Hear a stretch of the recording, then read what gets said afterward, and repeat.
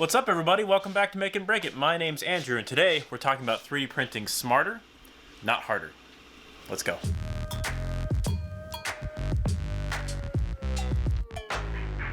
Alright guys, welcome back to Make and Break It. My name's Andrew. This lighting is terrible, but we're gonna go on with it anyway. Behind me is a 3D print that I'm doing that's kind of exemplifying some struggles and the thing I want to talk about today in our video. So those of you who follow me on Instagram, you do follow me on Instagram, right? No? Check the link down below. Well, have seen that I had a print fail earlier this week. And that print was a 70-hour print for our Project HyperTenere out there. And I threw that on there because I was curious if it would print. And I've actually had it fail several times since then. Some of it I think has been due to the filament that I've been using. It's not necessarily conducive to this sort of print, but some of it is in the print itself. So I wanted to talk today a little bit about printing smarter and making it easier for yourself to accomplish big prints in smaller run times. Which brings me to our Creality CR-10. So this thing has a much smaller build volume than my Raise 3D that I've had prints fail on. But it does have one advantage right now, and that is that it tends to hold prints harder to the build plate when I apply glue to it. So I don't really want to apply glue to my build plate in there on the Raise 3D, because if I don't ever want the glue on there, I'm gonna have to clean it back off, and some glues don't work with some materials versus others, so I rather would not print with glue on that one. But printing the object I wanted to print here required a lot more effort and work. But at the end of the day, we managed to cut our print time from 70 hours to about 46 or 48 hours. So I want to show you guys how to do that and how to apply that for your own 3D printing and making stuff back at your house. So we're going to go into this lovely, messy office. I really need to clean. And let me show you guys what I did. Okay, everybody. So we're on the computer and we got our new overlay set up for computer recording. Let me know what you guys think. It's got a definite Halloween vibe, but it's our channel colors, and well, it's always kind of scary in here anyway, so we might as well get the Halloween vibe and really go with it. Plus, I love candy corn, so I'm always gonna love anything that reminds me of candy corn. Anyway, back on to the regular stuff here. We've got our print. So this is the 3D model of our 70-hour print that we're having trouble with. So those of you who've been watching our HyperTenere build series might have a pretty good idea of what this model is supposed to be. I'm not going to ruin that for you. If you want to see it, definitely check out our HyperTenere build series. I'll get a link somewhere in this video. But you can see it's pretty big, and it's actually pretty big. This thing is, at the corners here, 15 inches wide, and something on the order of like 15 inches tall, give or take. And it's a very interesting shape because we're planning to make this out of sheet metal, essentially either cut out with a grinder or plasma cut. And I'm hopefully going to work with another YouTuber just down south of me here to help me out with some of this sort of stuff. Because of that, we have to keep our shapes pretty simple because I don't have a lot of good sheet metal forming tools. I don't have a good press brake or anything else, so stuff that I can cut out with straights and then weld back together seems like the best idea. So this is kind of our idea here for this piece, for our Project HyperTenere. And then what we do is we actually go throw it into our slicer here. So this is the piece thrown into the slicer. I'll just throw it in again here real quick, just so you guys can see the process we go through. So that kind of ruined what the piece was. And you can see the computer already saying, hey, when I try and throw this in here, the model's too big. Do you want me to scale it down? And so this leads us into like the first way to print smarter. So this is a very, very big print. And you can obviously see that right now it's print volume. This is on set up for our Creality CR-10. Our print volume is exceeded by the volume of our piece. Now you can solve these sorts of stuff pretty easy. You'll notice that if I just go in here and rotate it 45 degrees, everything fits. It goes from red to black. That means everything fits in the build volume. And it works-ish. Well, it's not a great print, and I'll tell you why. So, I actually tried to print this on my Raise 3D, and talked about it on Instagram, and we started getting lifting. Specifically, we started getting lifting here, and I'll show you how that happens. So let's add support here, because you're going to need support to print these edges. We'll just create the auto supports. So what happens here when this prints is this prints on a raft, and you pretty much have to use a raft for this print based on the geometry to give yourself a chance of sticking it to the build plate. This corner here and this corner here started lifting. That means they're separating up from the build plate, and essentially it was eventually going to mess with our support, and this was probably not going to print properly. So we killed that print and we cleaned, did a bunch of stuff to try and clean our build plate, thinking maybe that was the problem. And then it turned out to still have problems, but the problems weren't, well, the problems were showing up earlier than they did on the previous one. That's why I think we're getting some delamination of our print. That's why I think the material wasn't necessarily well suited to the way we're printing it. So I quit on that and followed my directions here that I'm giving you guys, and created a better way to print this. But I'm going to show you what this thing would print like. So if we could get this to print, and this might print on the Creality in full setup like this, we'll start slicing here, and we'll show you how long it'll take. So we want this 2 shells, 250mm, yep, and then yes, add manuals. You notice the first problem here. This is actually too tall to print on our Creality with a raft, which is that little build platform that the printer builds underneath your part to help it stick and to give it more resistance to warping and everything else. Notice that this raft is higher than our maximum volume, and to be fair, I don't trust the total maximum height on the Creality CR-10 anyway. It feels like the cabling and everything else will be really stretched tight at that point, so I don't necessarily trust that maximum height. But if we do this anyway, we're just doing this for the sake of argument, we'd never actually print this file that comes out of here. But if we print it anyway here, the print's going to come out to 70-ish hours of printing. Yeah, so here we go. We have a print of 66 hours, 67 hours.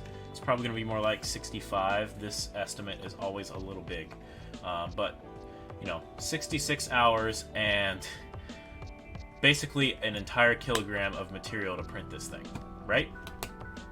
So, that's a long time and a lot of material for this print. And this print is not perfect because of its geometry. The way we have to put it down here in order to fit it onto our build plate as a single piece means that it's going to absolutely want to lift these corners pretty much every time. So we might get 10 to 15% success rate on this without using some pretty strong adhesives, and then you got to worry about messing with your build plate, and it gets a lot harder to print something like this, even if it wasn't outside of our build. So you can see kind of the preview here. This build platform here is what pushes our height out of our maximum Z direction. So yeah, not the best. So there's a couple ways to deal with this, and the first way is actually right in the slicer. It's one of my favorite idea maker features, and it's the free cut feature. So we're not going to do it on this one because this one's really hard to free cut. I actually solved this print using the second method I'm going to show you here in a minute. But what I'm going to do is I'm going to delete this, and I'll show you what the slice does with a model you've already seen. The right side crash bar hoop. See, notice we're still getting the same thing. Exceeds maximum volume, right? Apply auto scale? No. So you can see why this thing exceeds maximum volume. It's pretty tall. In fact, this run from this top here to this piece down in here somewhere is like 14 inches or so, which is basically the maximum maximum diametrical print volume on a 12-inch build plate. So we have to do something about this. So we could scale it, right? So we could just scale, right? And then we could do some rotating here, you know, rotate this by 30 degrees or something like that around the Z. Let's go -30. You can see now it fits. But it's now too small for us to use as a prototype, which is kind of the whole point of printing something like this out. If you're not going to use it to check fit items, and you're just making a display model, sure, but I use this thing for actual work and prototyping, so doing that is not super helpful. So let's get rid of that, and I'll show you this free cut. So the free cut, what it does is it creates a cut plane, a lot like your cut planes or you're trying to cut something in your CAD software. So if we flip it up like this and give ourselves a -20 degrees rotation here, then we can just pull it along until we get it to a spot where it's like a nice convenient place to cut, and we can just go here and start cut. And what it does is actually separates the model into two different models. So now I have this model, which I can move around, and this model, which I can move around. And then what we can do is we can take this second piece here, we can do another cut, let's call another free cut on this piece, up like this. Let's rotate on the Z-axis, something like this. That seems good. We want it to be on the straight, and we want it to be a different angle so we don't confuse which side goes to which, although in this case it wouldn't really matter. And then we can free cut again. And voila, we now have three pieces that we can arrange on our build plate like that, like that, and we'll rotate this one a little bit just for sanity's sake.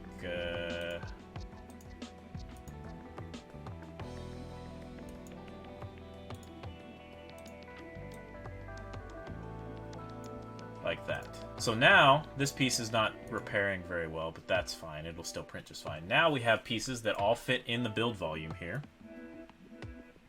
We can nestle them together to increase our print times, or decrease our print times, that is. And then if we start slicing it, you can see that this will now actually print. And this is the process that I use to print our check fit crash bars on our Project HyperTenere. If you're curious about that process, go ahead and check this link here and take a look at it. It's pretty fun and pretty cool. So now, what do you do if the model is hard to cut, like our HyperTenere skid plate model we were talking about earlier? Well, in that case, what you want to do is you actually want to create a new model. So what I did is I took skid plate model like this, I saved as, because this is the model we want to replicate and keep track of, because this is our actual production piece. So I saved it as an easy print model here. And what I did then is I created an extra cut plane. So we'll actually show this. I created an extra cut here. And we'll edit this feature so you can see what we did. What I did is I drew a box around this thing, and so I drew the box and made some measurements so that I knew that all of these pieces would fit easily within the build volume of our CR-10. And then I just went in and let's say I wanted to, I created 4 different relatively identical parts and saved each of these as their own STL file. So this already gets rid of a bunch of material. You can see I cut out a bunch of material here because this is mostly just a check fit piece. So if we're just check fitting, these areas in the middle here really aren't super important to our check fits. Mostly our check fits are worried about these edges here and here. So we can do this, and I located the cuts so that it'll be easy to assemble these things with duct tape. So, because that's what we're going to do. We're going to take this thing, take it off our printer, and put some duct tape around each one of these cut lines. You see these cut lines here, so we'll put duct tape around these lines so that everything will hold back together.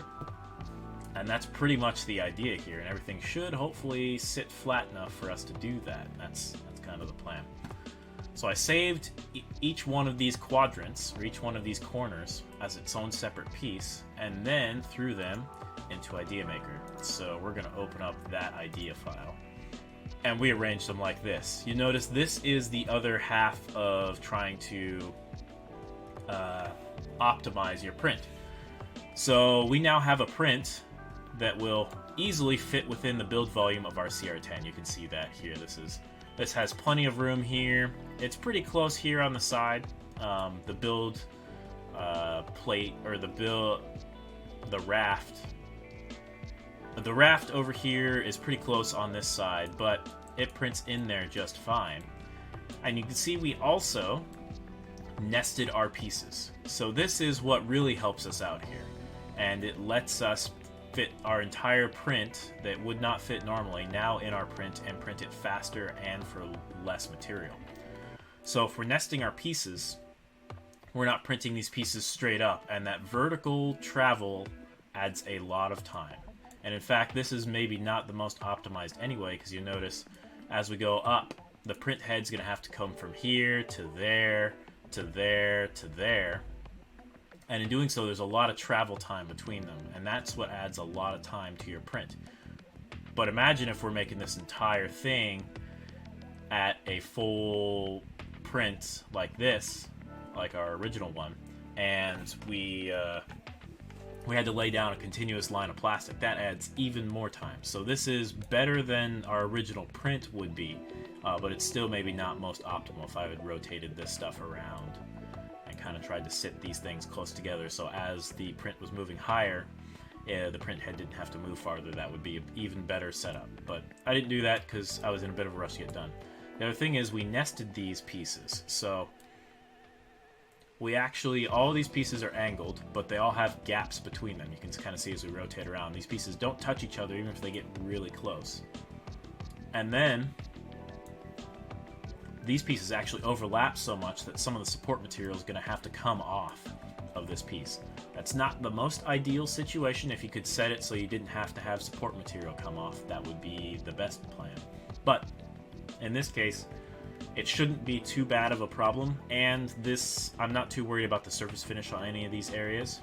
So you can just, so the support material and breaking off the support material there is really not going to be a huge concern for me. I'm just going to have to be careful how I do it so that I don't also break this piece. But you